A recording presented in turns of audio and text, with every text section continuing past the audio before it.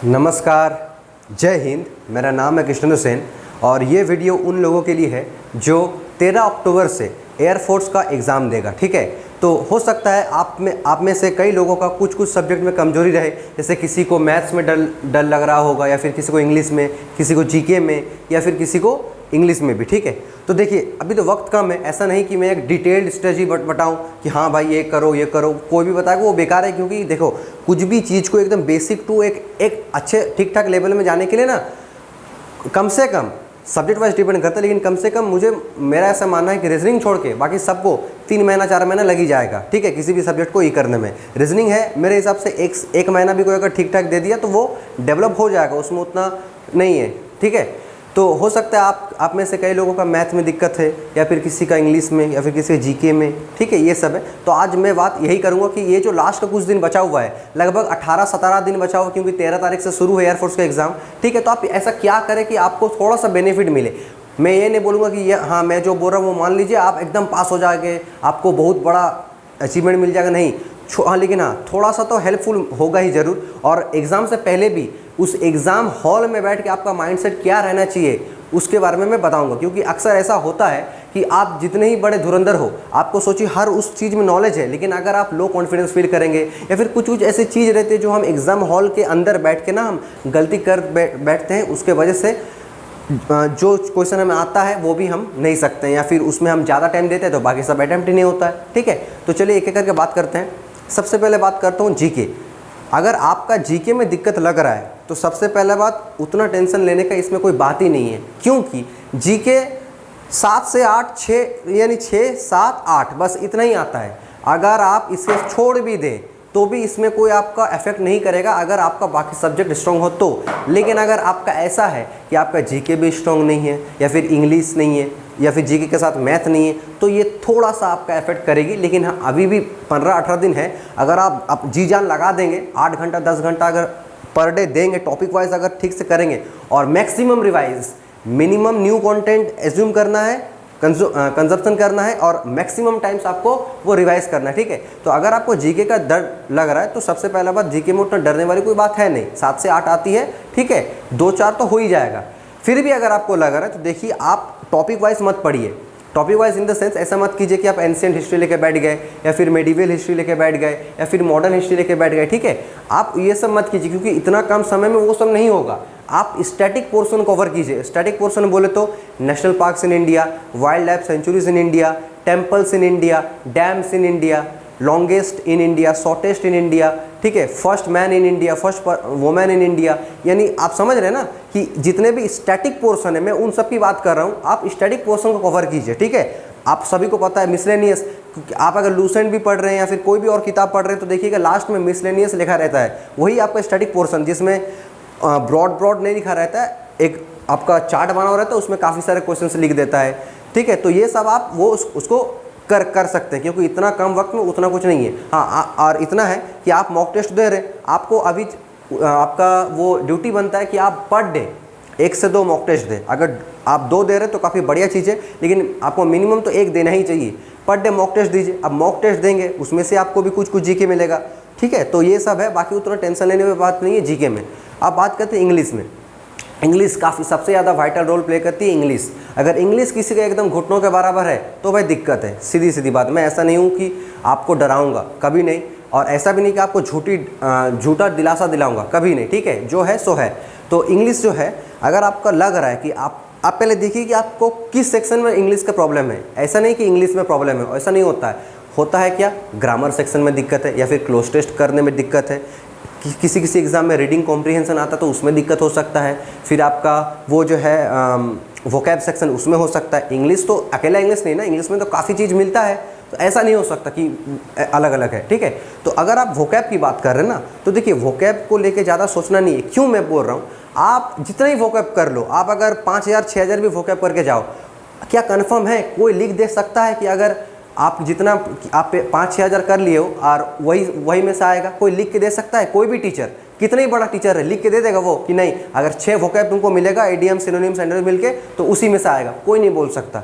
तो इसलिए वोकैब तो ऐसे भी अनप्रिडिक्टेबल रहता है, आप कितने करो वो कम है। लेकिन हाँ फिर भी एक खुद को तो कॉन्फिडेंस चाहिए ना कि हाँ मुझे इतना याद है, तो ठीक ठाक है, ये है। तो अगर आपका नहीं है तो आप करो। मैं पहले भी बता चुका था कि ज़्यादा पढ़ना नहीं है, लेकिन डेली आप सोचिए 15 से 20 इडियम्स, 15 से 20 वन वर्ड्स, 15 से 20 सिनोनिम, 15 से 20 एंटोनिम, ये सब भी करेंगे ना, तो देखिएगा 20 दिन बाद 30 दिन बाद 300-400 हो गया है। तो अब 300-400 तो काफ़ी कम है। तो देखिए जो मोस्ट रिपीटेड है, जो मोस्ट रिपीटेड क्वेश्चन है आप वो कर सकते हैं। जैसे मैं एक नॉर्मल बात बोलता हूँ, आप एसएससी का किसी भी वोकैब को निकालिए जो प्रीवियस ईयर में आया है, एसएससी जीडी हो, एसएससी एमटीएस हो, एसएससी सीजीएल या फिर एसएससी सीएचएसएल हो, तो उनका जो वोकैब है ना आप उसे पढ़िए, उसे ही पढ़ते रहिए बस, और कुछ मत पढ़िए, उसे ही पढ़िए, और कुछ कहीं से भी वोकैब पढ़ने की ज़रूरत नहीं है। और बाकी तो आप मॉक टेस्ट दे ही रहे हैं, उनमें से भी तो आपको वोकैब मिलेगा, आप उस पर अपना फोकस कीजिए, ठीक है। ग्रामर में अभी तो वक्त काफ़ी कम है, मैं पहले भी बता चुका हूँ कि ग्रामर में भी ऐसा नहीं कि आपको पूरा इंग्लिश करके जाना है। वक्त नहीं है तो क्या करेंगे, हाँ वक्त है तब तो आपको पूरा इंग्लिश करना ही चाहिए, लेकिन जब वक्त नहीं है तो क्या कर सकते हैं। देखिए 18 दिन भी है ना, इस 18 दिन को अगर आप मैक्सिमम यूज़ करेंगे, अपना मैक्सिमम एफर्ट देंगे, तो काफ़ी सारी चीज़ जो है आप कर सकते हैं। जैसे मैं 3 चैप्टर ही बोलूँगा, आप उसे ठीक ठाक कीजिए। एक नाउन, एक सब्जेक्ट वर्ब एग्रीमेंट और एक preposition. Noun, subject verb agreement और प्रीपोजिशन, और अगर हो सके तो टेंस को भी कवर कर लीजिए। एक बार टेंस को देख लीजिए, क्योंकि टेंस से भी क्वेश्चंस बनता है। वर्ब की फॉर्म्स को एक देख लीजिए, ठीक है। बाकी ये सब तो है, आपका प्रैक्टिस करते करते इंग्लिश बेहतर होता है, ऐसा नहीं कि रूल्स पढ़ के होता है। फिर बात करूँ अगर मैं रीजनिंग देखिए, रीजनिंग में टेंशन लेने वाली बात नहीं है। रीजनिंग में आप जितना हो सके प्रैक्टिस कीजिए, रीजनिंग खुद ब खुद आ जाता है। वो यहाँ पर स्ट्राइक करने की बात है। रीजनिंग आप कितना भी प्रैक्टिस करके जाओ वो कम है, क्योंकि कभी कभी होता है कि इजी टू इजी क्वेश्चन भी हम हार्ड टू हार्ड तरीके से सोचते हैं और नहीं होता है। फिर बाद में पता चलता अरे यार ये तो इतना आसान था। तो क्या होता है ना, हम कितने भी कर रहे हैं, लेकिन यहाँ पर स्ट्राइक होने में देरी लगता है, ठीक है। किसी किसी का जल्दी हो जाता है, किसी किसी क्वेश्चन में जल्दी हो जाएगा, फ़र्क है इस चीज़ में। तो इसलिए घबराना नहीं है कि भाई नहीं हो रहा, वहाँ जाकर हो भी सकता है। काफ़ी ऐसे लोग हैं जिनका मॉक टेस्ट में काफ़ी कम नंबर आता है, लेकिन वो जब एकदम रियल एग्जाम देंगे ना तब वो क्वालिफाई कर दिया है। और काफ़ी ऐसे भी लोग हैं जिनका मॉक टेस्ट में काफ़ी बढ़िया नंबर आता है, ठीक है। मेरे बैच का काफ़ी ऐसे स्टूडेंट्स हैं जिसको बढ़िया नंबर आता है एसएससी के एग्जाम्स में, लेकिन वहाँ जाके एकदम हो जाता है। क्योंकि एक एग्ज़ाम हॉल में बैठ के भी जो आपका कुछ चीज़ है ना उसको आपको फोकस में रखना चाहिए, ठीक है। तो अभी मैं बात करता रीजनिंग का जितना हो सके प्रैक्टिस कीजिए, कोई टेंशन लेने वाली कोई बात नहीं, ठीक है। रीजनिंग में और जीके में ज़्यादा मत सोचिए, इंग्लिश में सोचने वाली बात है। इंग्लिश में थोड़ा सा ज़्यादा दीजिए। अगर आप 8-10 घंटा पढ़ रहे हैं तो मैक्सिमम समय इंग्लिश पे दीजिए, ठीक है। फिर आपका रीजनिंग में दीजिए, क्योंकि उसमें आपको जल्दी करना है। रीजनिंग तो बहुत जन कर देता है, लेकिन फ़र्क कितना है कि आपको वहाँ तो लिमिटेड समय मिलता है, 25 क्वेश्चन 25 मिनट्स दिया जाता है और आपको 30 क्वेश्चन मिलता है रागा सेक्शन का, तो उसको सबको निपटाना पड़ता है, ठीक है। उसके बाद अगर मैं लास्ट बात करूं मैथ का, देखिए अगर आपको मैथ में सच में अभी भी डर लग रहा है ना, तो कुछ चैप्टर बोल रहा हूं इसको थोड़ा सा देख लीजिए। जैसे अगर मैं एडवांस पोर्शन की बात करूं या फिर मेंसुरेशन की, तो 2D 3D का जो मेंसुरेशन की जो आपका ये होती है ना कि सिलेंडर का टोटल सरफेस एरिया बताओ, सिलेंडर का वॉल्यूम बताओ, फिर आपका ये जो कोन का वॉल्यूम बताओ, कोन का टोटल सरफेस एरिया बताओ। तो ये सब जो रूल्स है ना, आप रूल्स से भी याद कीजिए। रूल्स अगर याद कर, उतना भी नहीं टफ आता है कि आप बिना रूल आप अगर सिर्फ रूल पढ़ें तो आप नहीं सकेंगे। अगर आपको रूल याद है तो वहाँ पर आपको दिख जाएगा कि इतना सफिशिएंट डेटा है और आपका रूल याद है, तो आप उसको निकाल लेंगे, इतना श्योर है। उतना भी घुमा पेचा के नहीं पूछेगा। 2D 3D सेक्शन से मैं बोल रहा हूँ, तो 2D और 3D का आप जो रूल्स है वो याद कर लीजिए। अरिथमेटिक पोर्शन की अगर बात करूँ तो percentage, ratio, average, time and distance, time and work, क्या कहा मैंने, percentage, ratio, time and distance, time and work, average, और अगर हो सके तो सिंपल इंटरेस्ट और कॉम्पाउंड इंटरेस्ट देख लीजिए। अब आप बोलेंगे भाई 18 दिन है, तुम तो 5-6 चैप्टर बता दिया। देखिए भाई, आप शॉर्ट प्रोसेस कीजिए ना, ऊपर से जाइए, आप ऊपर से जाइए, थोड़ी दिक्कत है। अगर मैं बोलूँ सोर्स, तो आप एक काम कीजिएगा, आप लिखिएगा E1 कोचिंग सेंटर, एक कोचिंग सेंटर है E1 कोचिंग सेंटर जो आपका यूट्यूब में है, भूतेश सर पढ़ाता है। तो E1 coaching centre 12 hours math ऐसा लिखिएगा, तो एक वीडियो आएगा जिसमें 12 घंटा का आपका मैथ का एक वीडियो रहेगा। उसमें आपका लगभग 15 चैप्टर जैसा आपको दिया हुआ है और ऊपर से टच किया हुआ। तो आप इस कम समय में ना वही बार बार देखिए। सोचिए आप परसेंटेज देखेंगे तो वो ज़्यादा नहीं है, 45 या फिर 1 घंटा जैसा है, तो उसको दिन में 2 बार देख लीजिए, या फिर ऑल्टरनेट टाइम में 2 बार देख लीजिए। फिर और जितने भी चैप्टर बोले ना वो लगभग 1 घंटे से कम ही है। तो सोचिए 6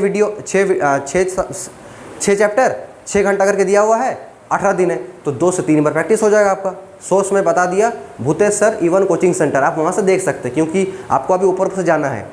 उसमें मैं फिर से कह रहा हूँ, उस 12 घंटे में आपको ऊपर से लेके गया है और वो आपका हेल्प करेगा। और भाई मॉक टेस्ट देते रहिए, ठीक है। तो मिलते हैं नेक्स्ट वीडियो में। ठीक है। और तब तक के लिए टेक केयर। और जब आपका एग्ज़ाम होगा ना 13 तारीख से, उससे पहले मैं बताऊंगा कि आपका एग्ज़ाम होने में आपको किस एटीट्यूड से रहना है, ठीक है। तो मिलते हैं नेक्स्ट वीडियो में। जय हिंद।